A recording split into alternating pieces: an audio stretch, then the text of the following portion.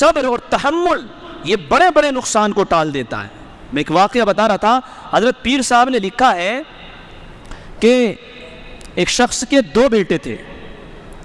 اس کا بہت بڑا باغ تھا, بہت بڑا باغ, بہت بڑی زمین تھی. باپ کا انتقال ہو گیا. جب باپ کا انتقال ہوا تو زمین دونوں بھائیوں کے درمیان میں تقسیم ہوئی. اب جب زمین تقسیم ہوئی تو ایک پیڑ ایسی جگہ پر آ گیا, ایک ایسی جگہ پر درمیان میں آ گیا کہ جس کو لے کر دونوں بھائیوں میں اختلاف پیدا ہو گیا.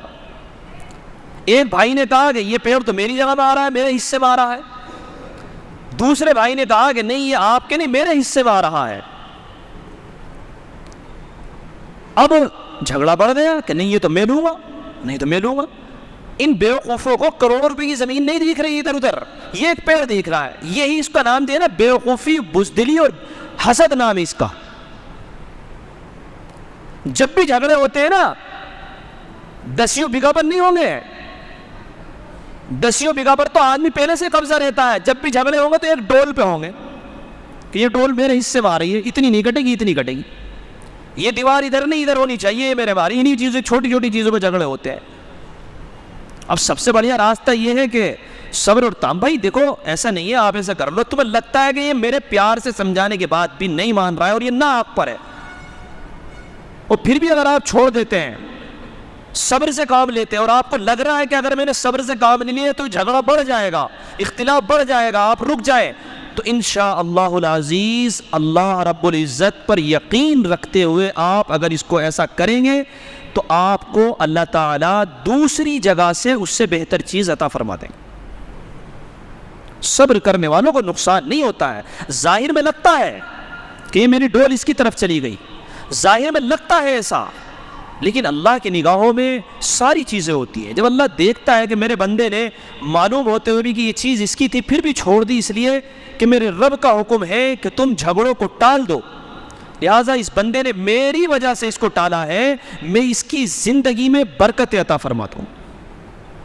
تو میں بتا رہا تھا کہ دونوں بھائیوں میں اختلاف ہو گیا کہ یہ پیڑ تو میرا ہے, یہ پیڑ تو میرا ہے. مقدمہ چلا گیا عدالت میں, مقدمہ چلتا رہا, کئی سالوں تک چلتا رہا, اور اتنا چلا کہ دونوں بھائیوں کی دونوں زمینیں بک گئی مقدمے میں. اور آخر میں فیصلہ یہ آیا کہ پیڑ کو دونوں بھائیوں کے درمیان آدھا آدھا کاٹ کے تقسیم کر دیا جائے. نہیں بھائی سمجھ میں, جھگڑے کا نقصان سمجھ میں آیا.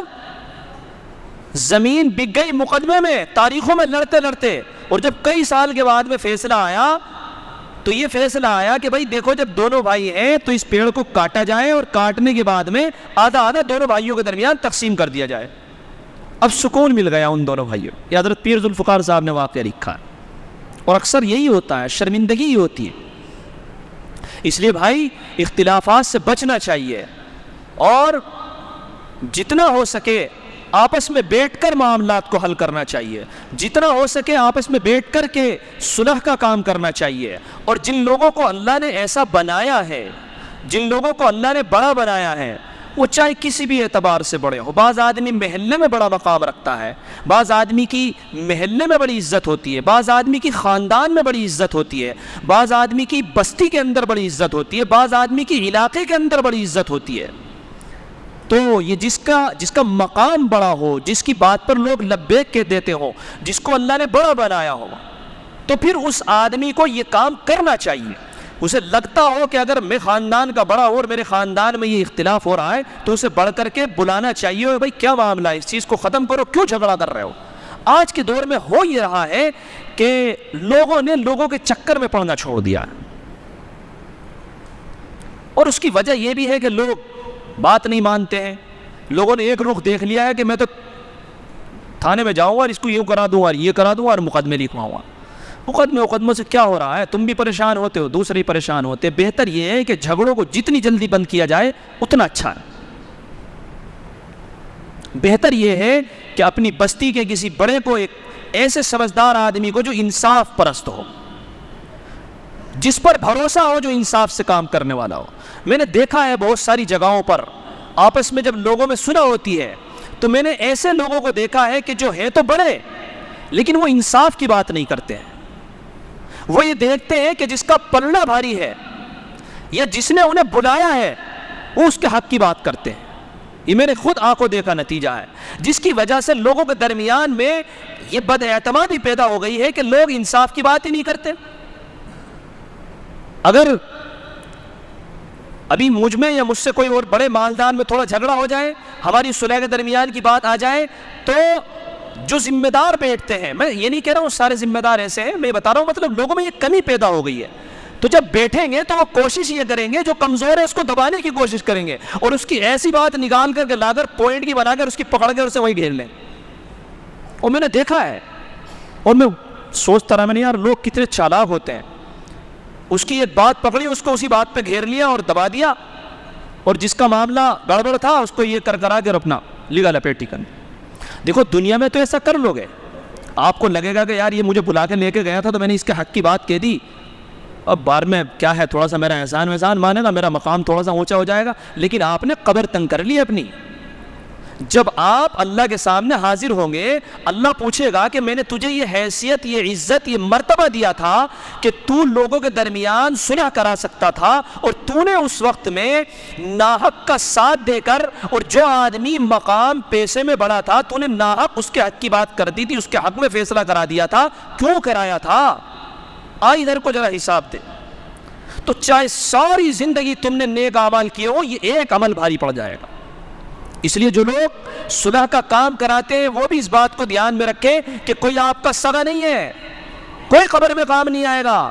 اسلام کا یہ مزاج ہے کہ میرا بھائی اس طرف بیٹھا ہے اور ادھر دوسرا آدمی بیٹھا ہے, اور ان دونوں لوگوں نے مجھے یہ بنایا ہے کہ مفتی صاحب آپ جیسے چاہے فیصلہ کر دو, میں تیار ہوں, اور مجھے لگتا ہے کہ میرے بھائی کی غلطی ہے, تو اسے بچانے کی کوشش نہ کروں, اس کو وہی کہوں کہ تمہاری غلطی ہے, کڑے ہو, معافی مانگو, اور جو تم نے نقصان پہنچایا ہے اس کو بدلہ دو, واپس کرو اس کا.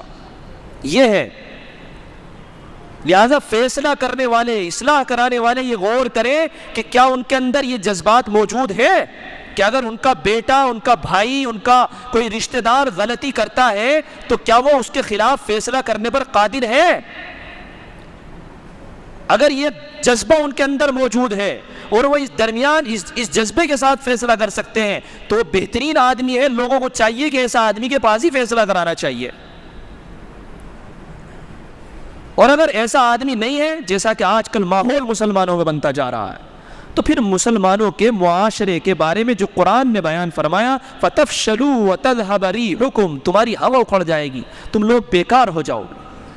اس لیے میرے بھائی جتنا بھی ہو سکتا ہے صبر سے کام لینا چاہیے, جھگڑوں سے بچنا چاہیے. جھگڑا اگر ہو بھی جائے تو جتنی جلدی ہو اس کو نمٹانے کی کوشش کرنی چاہیے. اپنی طرف سے دل کھول دو بالکل ایک دم کہ ختم کر دیجئے بھائی, آپ جیسے تیار ہیں ہم ویسے تیار ہیں, نمٹاؤ اس مسئلے کو. ٹھیک ہے ہمارے نے غلطی کی بھائی, ہم معافی مانگتے ہیں, ختم کرو یار جیسے تم کرتے ہو. لکھا ہے کہ جھگڑا کرنا یہ بزدلوں کا کام ہے, کمزور لوگوں کا کام ہے, اور دل پر پتھر رکھ کر کے جھگڑے کو ختم کر دینا اور صبر کرنا یہ بہادر انسان کا کام ہے. کیونکہ جذبات جب ابھرتے ہیں نا تو انسان باہر ہونے کو تیار ہوتا ہے, کنٹرول سے باہر ہونے کو تیار ہوتا ہے. لیکن ایسے وقت میں جو انسان اپنے اوپر قابو رکھ لے تو سمجھو سب سے بڑا بہادر آدمی وہی. اس لیے بھائی پیار محبت کو عام کرنا چاہیے, انصاف کو عام کرنا چاہیے. اسلام کا مزاج یہی ہے کہ انصاف اعتدال سے کام لیا جائے, محبت سے کام لیا جائے, اخوت سے کام لیا جائے. اللہ تعالی ہم سب لوگوں کو عمل کی توفیق عطا فرمائے. وآخر دعوانا ان الحمد للہ رب العالمین. سنت ادا کرو. اور